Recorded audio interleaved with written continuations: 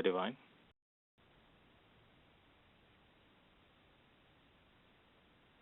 On this pleasant evening, we are get here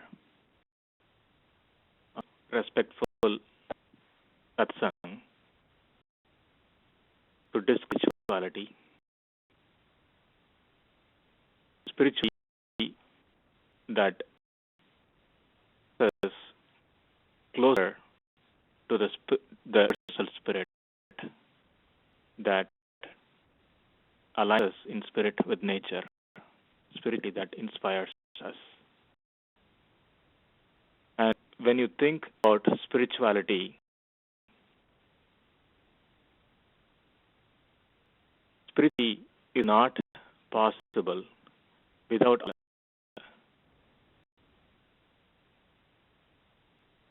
great saints, without great rishis, without spiritual leaders that shows the path that is immortality and still live with us in the form of their writings, in the form of their thoughts, which inspire us, which could guide us the path for life.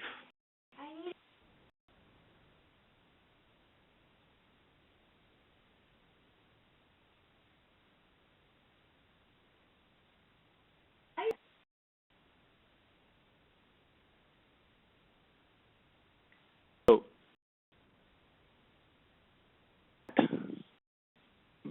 in sense, decide to share a few thoughts, and the teachings of the greatest people that inspired me. So, you all know has been the creation of spirituality. Many leaders, many Western thinkers, many Western intellectuals were inspired by the Indian spirituality, were justified by our teachings. Buddha famously said, spirituality is truer and more purer than any religion, because it never conquered in the name of religion. It never conquered in the name of spirituality. Never shed any blood in the name of divinity. Has always shed words of blessings, of sympathy. It was just spread the message of universal brotherhood. For the rapturous applause when Swami Vivekananda said, proclaimed Brothers and Sisters of America during a speech in Chicago. Ladies and gentlemen, it is no illusion that her bosom has produced so many great things that has uplifted not just the masses of India, but whose hearts have inspired silent philosophies. The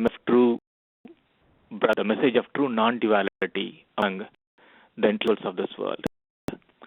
For example, the transcendentalists led by William Thoreau, Emerson, all great intellectuals in their own right from America. They were transcendentalists, and if you read their history, you will know that they were inspired by a simplistic form of Vedas, of spirituality, tried to align the Western ideology with the set of ideals from the Indian spirituality. So, in that respect, Indian leaders have truly been at the forefront of influencing spirituality, the true quest of humanity in the pursuit of perfection, in their pursuit of self-realization. I wanted to first talk about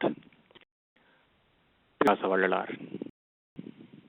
You know, in being home to many sages, the sages and rishis of the Himalayas, who were brought up in Vedanta tradition, the Siddhas and the saints of southern India, who were brought up in the tradition of Siddhanta.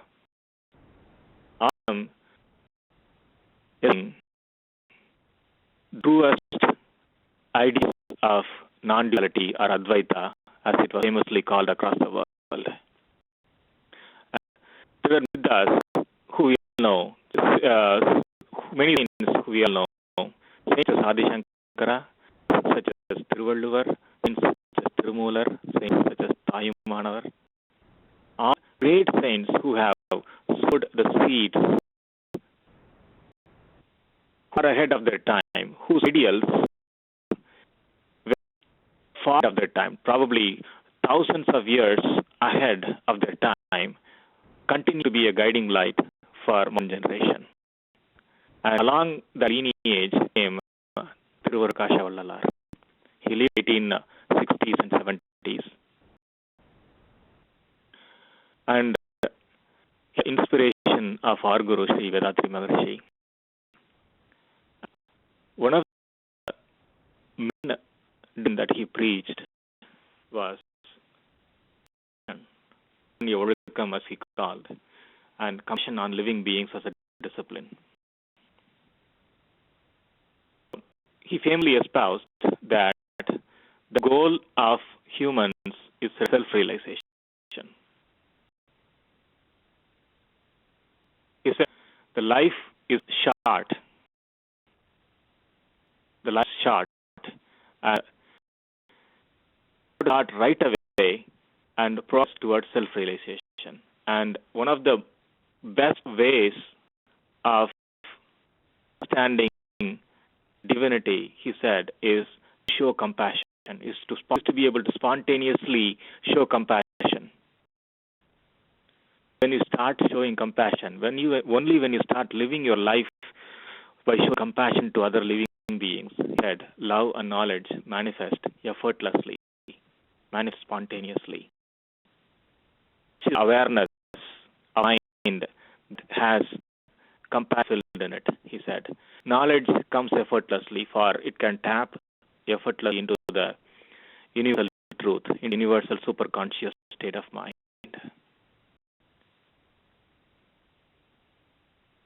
And such a compassionate mind can out suffering in its vicinity, he said.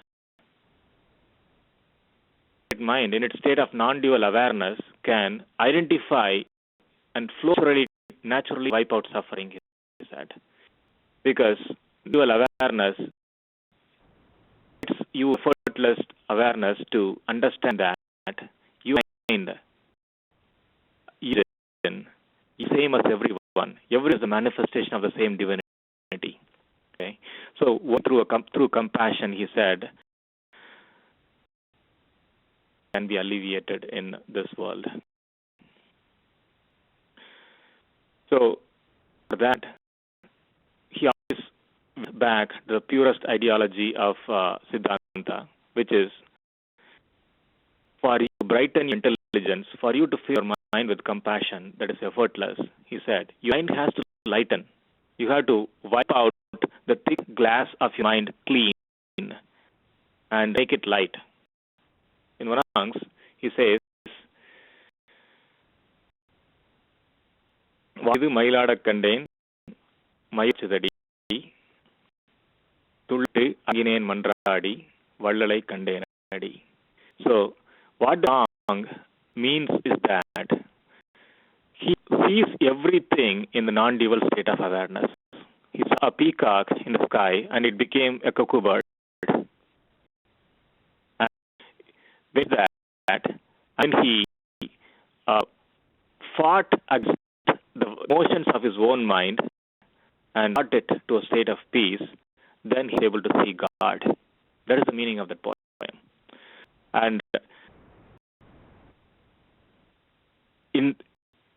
with that state of mind, you naturally be able to show kindness to all living beings. That was the statement. And his vision was, animals and eating food non-vegetarian, non-vegetarian in nature is against the will of God. The food that you steal from other living being is poisoned with all the vibrations of horror that living being went through. I'm going to give you nothing but horror of minds. Nothing that he clearly espoused was parts from within the family and self, then goes up to the society. The same will espoused by our Swamiji. Now, in 870s, he established a temple of true wisdom called Satyajnana Sabhai, where he advocated equality among all classes of people, and where he advocated worshipping true wisdom, true consciousness as the God that is present everywhere. He was far ahead of his time. 70, humanity was still in the footsteps of civilization, was still steps of organization, where governments were barely existent, where he was still persistent. He established this temple of true wisdom,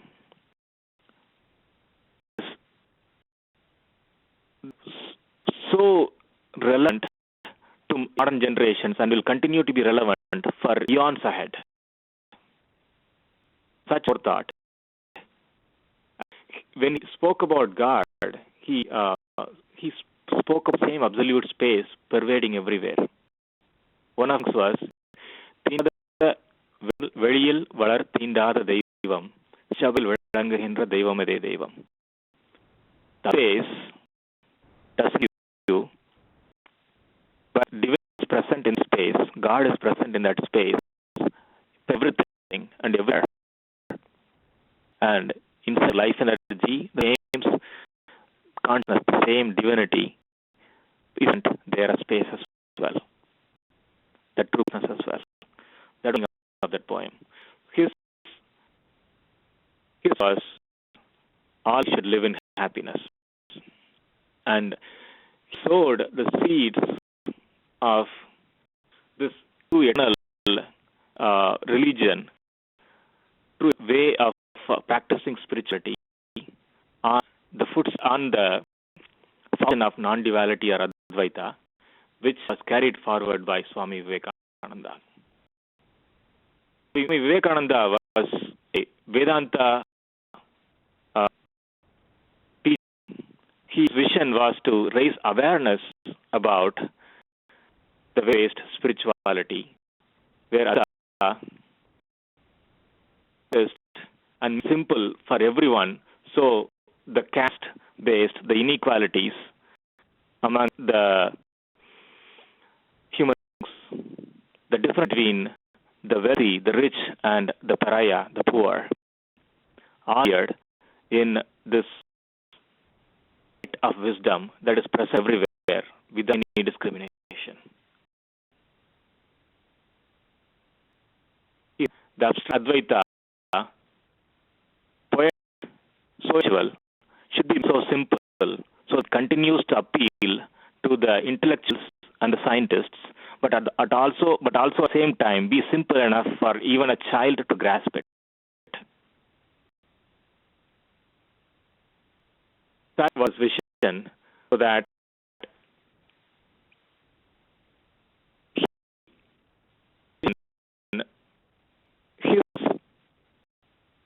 he lit a fire of spirituality around the world. It raised the consciousness of the collective consciousness of nation. Country vibrated to his words.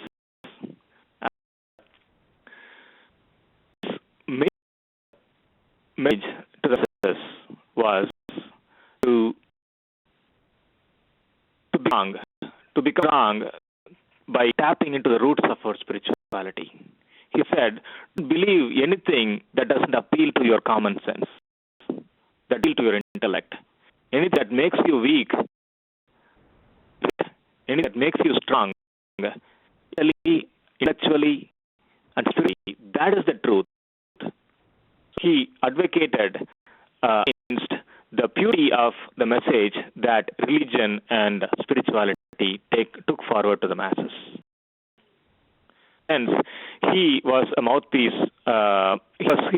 He reflected the words of Sri Ramakrishna, and both of them awakened the national consciousness of India at a time when there was much misery due to inequality, and India was on the verge of slavery by another country. And he advocated that true spirituality is achieved through compassion and service to the suffering. Team monks and disciples, they went across the slums, the lower of fruits that you can see. They took patience. They tend to they taught spirituality to even leaders. So, in a sense, he envisioned that the spirituality should reach even the lowest rungs of society that was spreading at that time. And that spirituality should make compassion and love as effortless as possible. It resulted in him doing several ashrams all over the world, and one of the notable ashram that he founded was the Advaita Ashram in Amaravati. And his message arose the entire masses fanatism of weakness that was pervading the society at that time. He claimed nobody really weak. Every soul is infinite, omnipotent, omniscient, and we all should step up and assert ourselves in the backdrop of our true divinity. And one person around the 1870s that Swami Vivekananda met with was Sri Narayana Guru from Kerala. He was a saint and social reformer, and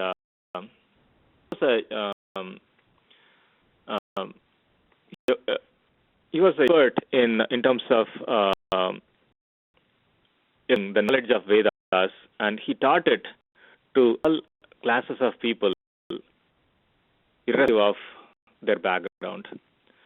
And he had a number of problems that was facing the society at that time. And one of the reform movements that he participated in was the Vaikam movement, we all know. And things and his efforts set spiritual foundation. One of the incidents in his life was that he was helping out all the poor people in a small village called Aravipuram, and all the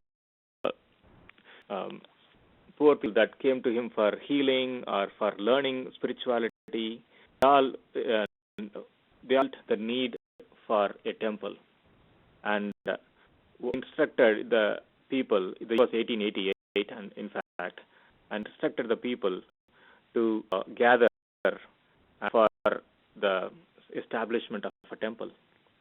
And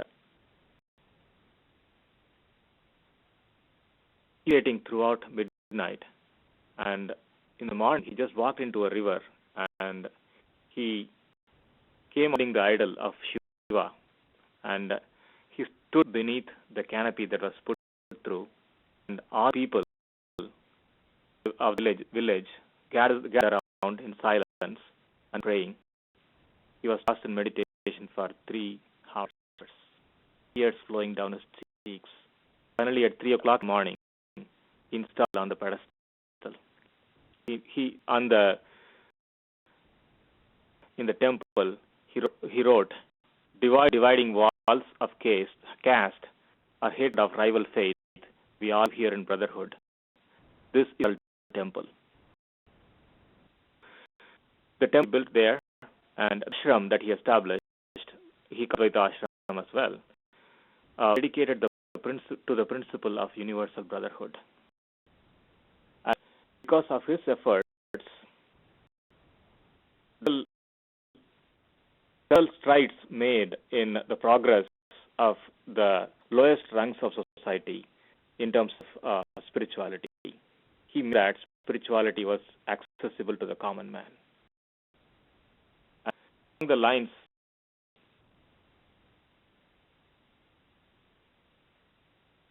of these great people, there's so many saints that we can talk about, and one of them, most notable among them is Sri Mahakavi Bharati, and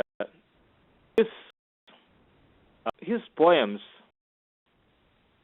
he had an interesting spiritual side. His poems espoused non-duality.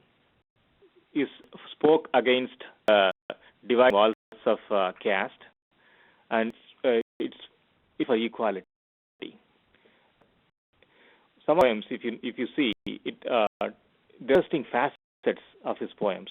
One of his poems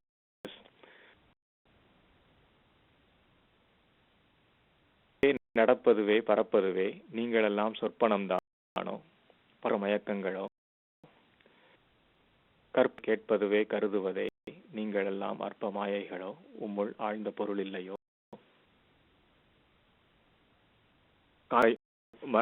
காண்பது மறையும் என்றால் மறைந்ததெல்லாம் காண்போம் என்றோ ஒரு கனவோ இந்த ஞாபகம் இதானோ. So he talked about how the entire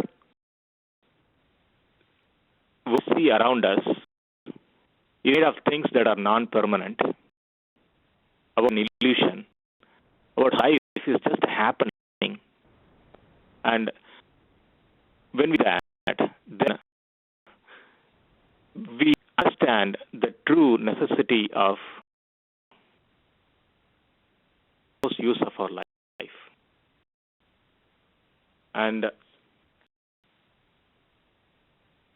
in that lineage came Sri Vethathiri Maharishi. If you look at all of these great people, Swami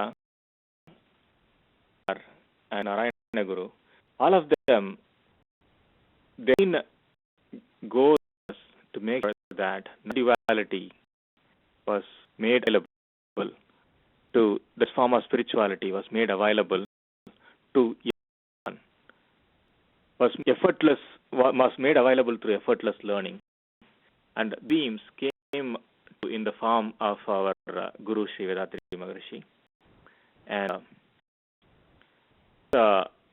one of his major contributions to society was the simplification of Advaita, the message that Vivekananda gave about how Advaita should be made so simple so that even a child may grasp it. Vethathiri Maharishi made and realized that dream. Jnanam was a espousal of simple Advaita that appeals to the scientific mind as well as to the simplest of minds. Anybody from a scientist or even to the lowest